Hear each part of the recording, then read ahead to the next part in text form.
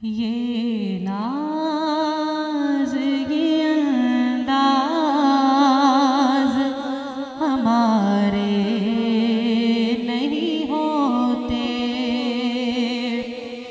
ये नाज ये अंदाज हमारे नहीं होते।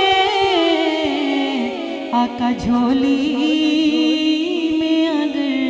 टुकड़े तुम्हारे नहीं होते, झोली में अगर टुकड़े तुम्हारे नहीं होते।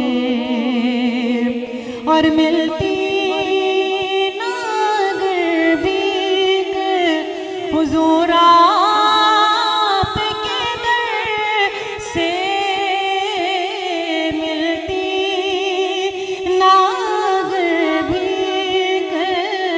हुजूर आपके दर से, तो इस ठाट से मंगतों के गुजारे नहीं होते, इस ठाट से मंगतों के गुजारे नहीं होते। अगर टुकड़े तुम्हारे नहीं होते। हिना आपी को बहुत बहुत मुबारकबाद।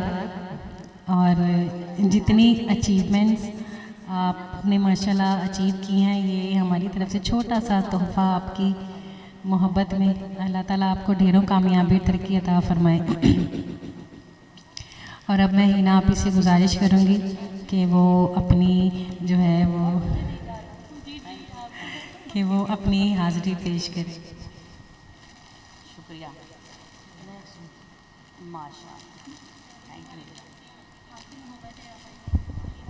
हिना आपी आप हमारी सबकी इंस्पिरेशन हैं, हम आपको देखते हैं, आपसे सीखते हैं और आपको फॉलो करते हैं।